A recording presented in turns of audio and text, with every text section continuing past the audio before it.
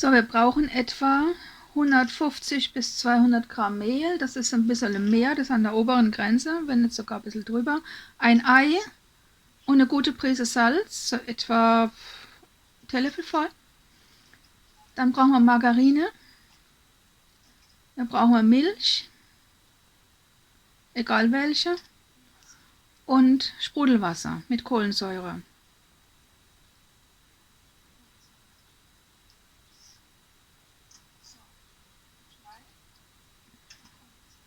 Da liegt auch schon der Apfel, den sieht man schon in der Kamera. Der gehört auch dazu, zum Rezept. Jetzt habe ich da Milch rein. So, ja, so etwa, knapp das Volumen verdoppelt habe ich hier. Und rühre das jetzt zusammen. Also es soll einfach gerade so viel Milch sein, dass man es zusammenrühren kann.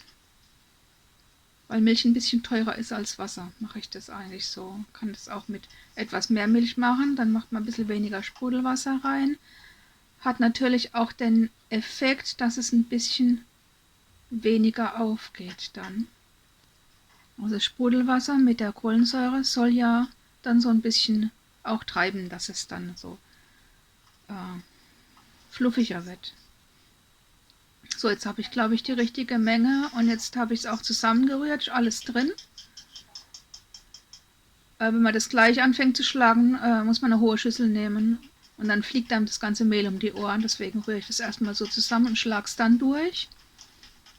So, und das sieht man auch, der Teig ist gut geworden, der ist nicht zu dünn und nicht zu dick, da kann man gut schlagen. Ja, und so eine Konsistenz hat er dann, plus minus, ja, so. Und jetzt wird es mit ungefähr einem Drittel Sprudelwasser aufgefüllt. Mal lieber ein bisschen Vorsicht, ein bisschen weniger rein. Reintun kann man immer noch welches, raustun kann man es nimmer. Oder ganz schlecht, da muss man es länger garen und da muss man, ja, ist immer die Gefahr, dass es dann doch ein bisschen brenzlig wird auf dem Herd, wenn es zu nass ist. Das rühre ich jetzt gut da rein, dass das homogen ist, alles. Und ich brauche es nicht mehr schlagen. Das muss einfach nur noch zusammen sein. Das hole ich mal einen Löffel.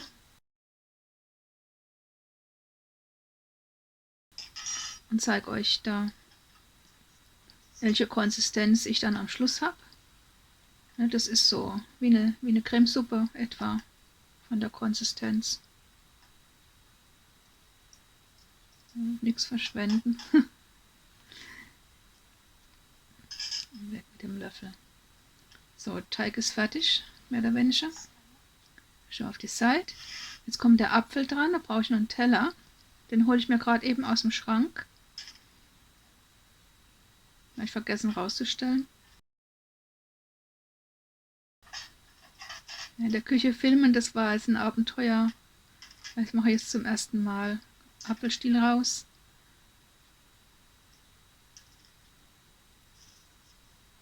Und dann schäle ich den runter. Es gibt Leute, die schälen den so schön im Kreis rum und haben dann so eine ziemlich lange Schlange aus Apfelschale. Das hat meine Mutter immer so gemacht. Und wir Kinder haben dann damit gespielt, aber da ich keine Kinder habe und da kann ich meinen Apfel schälen, wie ich will, und schäle den wie Kartoffel runter. So.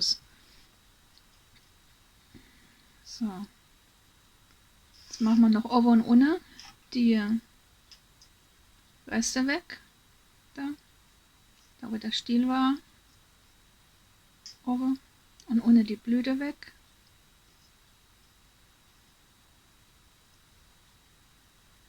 Zack. Das lässt sich sehr schön machen. Man muss das Messer ein bisschen schräg reinstechen. Dann kann man das so Kegel ausstechen. So, und einmal halbieren und dann mit dem Kerngehäuse genau das gleiche, so schräg einstechen, dass man so einen Kegel rausschneidet.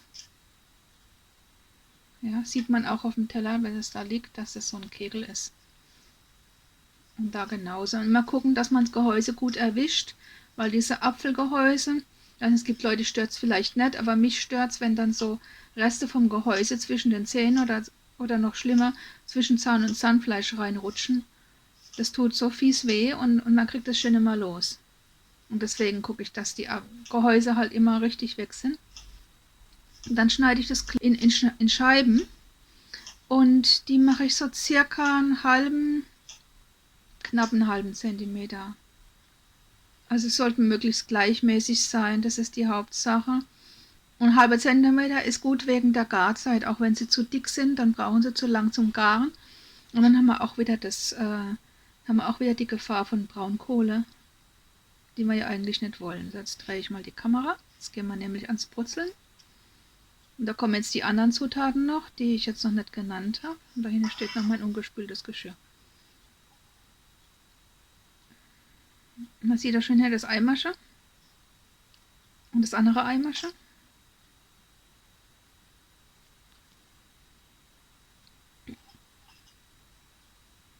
Jawohl, geht doch. Ihr verzeiht mir meine durchlöcherte Hausschuhe, und sowas habe ich jetzt gar nicht gedacht, dass man das sehen könnt.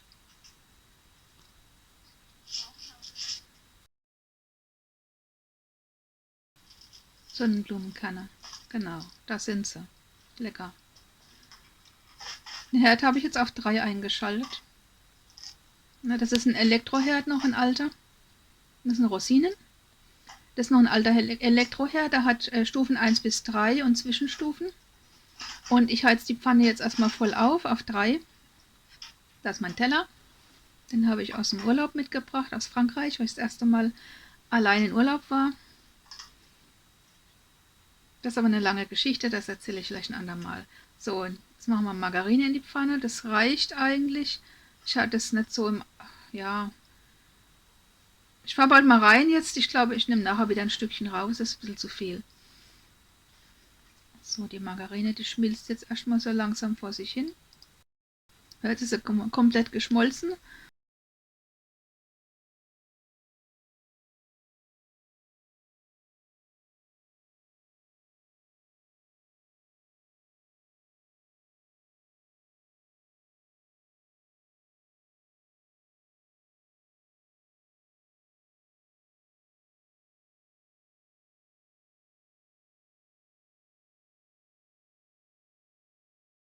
Und jetzt fängt sie auch schon ganz vorsichtig an zu brutzeln. Wenn man so am linken Rand sieht man das schon, dass da Bewegung ins Geschehen kommt. Und es muss darauf aufpassen, dass die nicht zu heiß wird, aber schon Temperatur hat. Und das sieht dann so aus, wie wenn es auf einer nassen Straße regnet, wenn es so Bläschen gibt. Dann schwenke ich die Pfanne, damit überall auch genug Margarine ist. Also die Pfanne sollte komplett bedeckt sein. So, ist gleichmäßig verteilt und brutzelt jetzt auch überall ziemlich gleichmäßig. Jetzt mache ich dann eine Handvoll Sonnenblumenkerne rein. Schwenke ich das so rein. Genau. Und dann kommen die Äpfel oben drauf. Die Anschnitte lege ich mal auf die Seite und nehme jetzt erstmal die ganzen Halbmonde, die ganzen halben Scheiben. Die großen halt. Weil die kleinen Abschnitte, die kann ich immer noch nehmen hinterher, um in der Mitte so übrig gebliebene Lücken zu füllen. Oder sie eben dann halt so schnabulieren, während ich auf den großen Pfannkuchen warte. So, jetzt legen wir noch eine quer. Jawohl. Und dann das da. Und da gehen jetzt kleine rein noch. Gucken wir, was da noch reingeht. Ne, geht keine ganze mehr rein.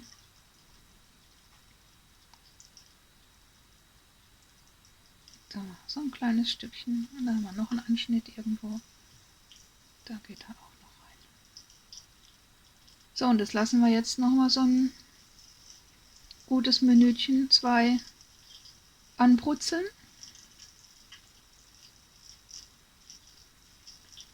Damit die auch wirklich was von der Hitze haben und es schön karamellisiert von unten. Vor allem die Äpfel. Also die Äpfel sollten dann hinterher auch, die dürfen ganz dezente dunkle Ränder haben, aber sie sollten nicht ganz dunkel sein, weil sonst haben sie dezente schwarze Ränder und dezente schwarze Ränder sind bitter. Aber so leicht dunkel dürfen sie schon sein an den Rändern.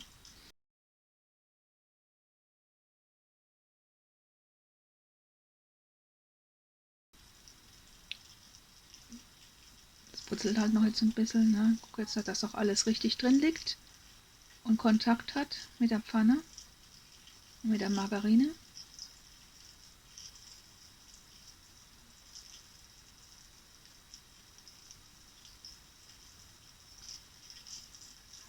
So, und jetzt machen wir den Teig rein. Es haben so ungefähr eine gute Minute, 2 haben die jetzt vor sich hingebrutzelt.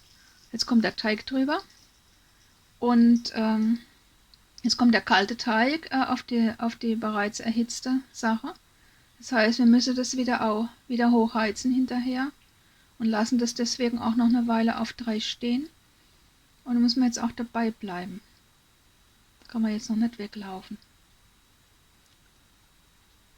Ich mache das ja ganz gern, dass ich mein Essen auf den Herd stelle und dann erstmal was anderes mache, weglaufe. Und da habe ich meinen Timer mit, oder ich mache das nach Gefühl. Und nach Gefühl heißt also nach Geruch. Das kann man sehr gut nach Geruch machen hier. Das habe ich jetzt, ich habe mal versucht, so die Zeit ein bisschen zu verfolgen. Ich habe das ja schon öfter gemacht. So, an der Stelle gehören jetzt die Rosinen rein eigentlich. Die habe ich vergessen reinzutun vor lauter Kamera und Filmen und alles. Und die kommen normalerweise hier nur eine Handvoll Rosinen oben drauf. Die saugen noch ein bisschen überschüssige Flüssigkeit auf. Die werden dann auch schön dick.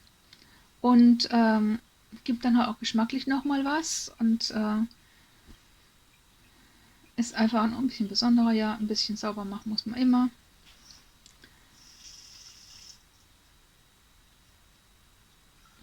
So, und jetzt sieht man auch, dass es am Rand wieder brutzelt. Das heißt, wir haben unsere Temperatur jetzt eigentlich wieder, wenn die Margarine wieder brutzelt. Und dann können wir das auch gleich runterstellen. Ja, ich habe jetzt versucht mit der Kamera, ich habe es nicht gesehen, ob man es in der Kamera sieht, deswegen habe ich da versucht, noch mal ein bisschen näher dran zu gehen. Und da habe ich jetzt auch nicht gesehen, ob das jetzt hinterm Pfannenstiel verschwindet, was ich da mache. So, und jetzt stelle ich das runter auf die 1. Also nicht auf die halbe 1, sondern auf die ganze 1. Wie gesagt, das ist ein alter Elektroherd. Wenn ihr mit Ceranfeld kocht, stellt ihr das auch klein runter. Da könntet ihr jetzt mit der Einstellung das gleiche machen bisher. Und mit Gas würde ich sagen auch. Ja. Und wenn ihr das, was ich jetzt mache, das ist, falls zu viel Flüssigkeit da ist, könnt ihr helfen, das ein bisschen zu beschleunigen. Weil ihr kriegt ja von unten immer nur Hitze und oben, das muss ja stocken, sonst könnt ihr ja nicht umdrehen, fliegt euch das Ding um die Ohren. Und deswegen sollte das einigermaßen gebunden sein, bis das umgedreht wird. Und wenn ihr halt euch ein bisschen vertan habt mit der Flüssigkeit und es zu dünn ist, oder ihr keine Rosinen mögt und habt das halt ein bisschen zu weich, den Teig, dann könnt ihr dem helfen, indem ihr so mit der Holzspachtel so ein bisschen die Unterseite aufkratzt, reingeht und aufkratzt. Und dann fließt das Flüssige durch das Loch unten wieder an die Pfanne ran. Und dadurch könnt ihr das Ganze ein bisschen beschleunigen. Ja, und jetzt müssen wir erstmal so etwa 4 Minuten warten. Also ich habe das mal auf die Uhr geschaut, 5 Minuten waren definitiv zu viel. Mir ist einmal einer fast angebrannt, der war schon gut dunkel. Der war nicht mehr optimal. War nicht schlecht, aber er war nicht mehr optimal, da war mal zu dunkel. Und das dauert so ungefähr 4 Minuten jetzt. Und man kann auch da nach dem Geruch gehen. Ja, die Äpfel, die haben so einen speziellen Bratapfelduft. Wer das einmal in der Nase hatte, vergisst es nie. Und das ist wunderbar. Also, wenn man diesen Duft dann verspürt, dann geht man mal gucken, was ist. Aber ich habe jetzt geguckt, ne? Also der Teig ist noch zu weich. Ich kann es noch nicht richtig anheben, der bricht noch. Und ich habe jetzt gerade gezeigt mit der Hand, der duftet schon. Ja, aber er bricht noch, ist oben noch zu weich. Ja, selber schuld, habe ich die Rosinen vergessen. Wenn die Rosinen drauf wären, wäre es jetzt genau richtig. Ja. Muss man halt noch ein bisschen warten. Es steht auf 1, da kann nicht viel passieren. Das ist normalerweise die Warmhaltestufe. Jetzt zeige ich in der Zwischenzeit schon mal, was ich dann noch an Zutaten habe. Das ist einmal Zimt und Zucker gewesen. Da zeige ich auch für die Zimt, die vielleicht ein Wort haben wollen, das in Übersetzer eingeben, Zimt. Und das ist mit Zucker gemischt. Und dann habe ich noch Honig. Genau. Ich nehme immer den würzigen Waldhonig, weil der andere, den finde ich zu lasch. Also gut, ja. Wenn ich keinen anderen kriege, nehme ich auch den, aber wenn ich einen anderen kriege, dann nehme ich Waldhonig. So, und jetzt so langsam, ja, das sieht noch nicht so gut aus hier. Das ist alles noch so weich. Da fliegt mir um die Ohren, wenn ich jetzt umfliege. Aber man sieht schon, man kann den bewegen. Man kann den Rücken in der Pfanne, also er ist nicht mehr, die Unterseite ist schon gut. Ja, ist gut. Ich traue mich jetzt einfach mal, nämlich die zweite Spachtel dazu. Halte es in dem ersten Drittel so etwa. Zieh so weit wie möglich an die Seite und drehe den dann um. Ne?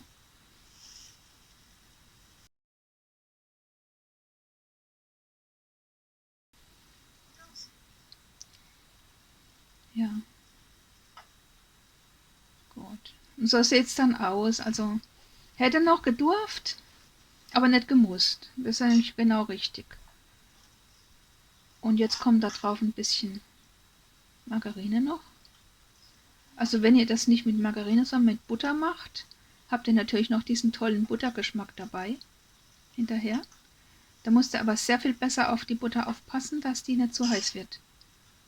Weil Butter ist ein bisschen kritischer als Margarine in der Küche. So, die schmilzt jetzt und läuft da drunter, dann brät es auch und jetzt stelle ich es aus. Das ist jetzt ein Elektroherd, ja, mit Herdplatten, die nachheizen und dann stelle ich das aus. Wenn ihr jetzt eine Pfanne habt mit einem dicken Boden, die nachheizt, könnt ihr das genauso machen. Auch auf einem Ceranfeld oder auf einem Gasherd. Wenn ihr jetzt auch so eine billige dünne Pfanne habt wie ich da, jetzt habe ich Zimt und Zucker drauf gemacht, jetzt mache ich noch so eine kleine Spur Honig drauf. Das muss nicht zu viel sein, das soll nicht rausschmecken, das ist einfach noch mal so ein kleiner Aromakick. Ja, seht ihr, nur so eine kleine Schleife. Wenn ihr jetzt einen Gasherd habt, müsst ihr es auf die kleinste Stufe stellen. Ja, da sehe ich meine Rosinen, die habe ich vergessen. Ja.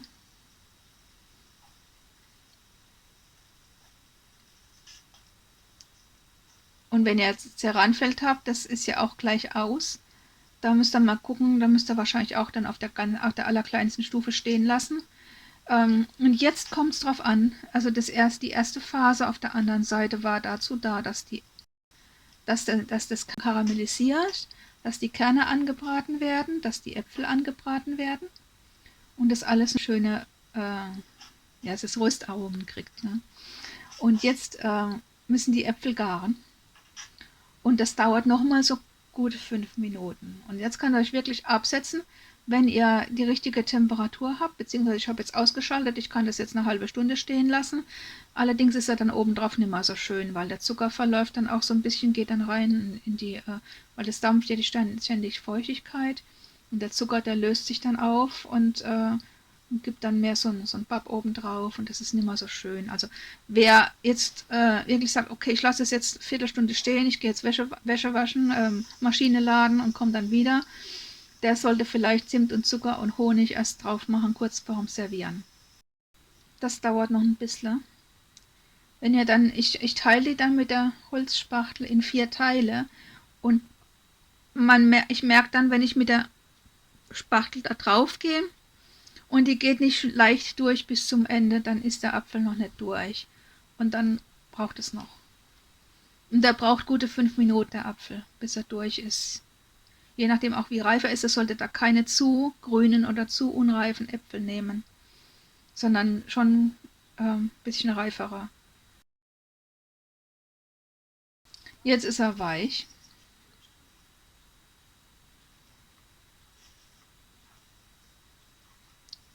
Mal schön durchtrennen. Ja, sieht man auch, dass er schön dick geworden ist und fluffig. Dann mache ich 4 Teile draus. Da kann man jetzt hergehen und kann zu 4 davon essen, kann das mit einer Kugel Eis garnieren oder noch eine Vanillesoße dazu machen oder ja, man sieht auch, das ist so ein bisschen dicker.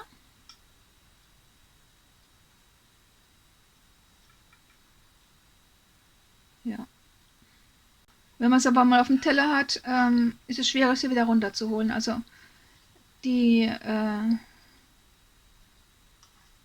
es ist besser, die dann direkt auf die Teller zu machen von den Gästen oder den Leuten, die daran teilnehmen, an der Verspeisung.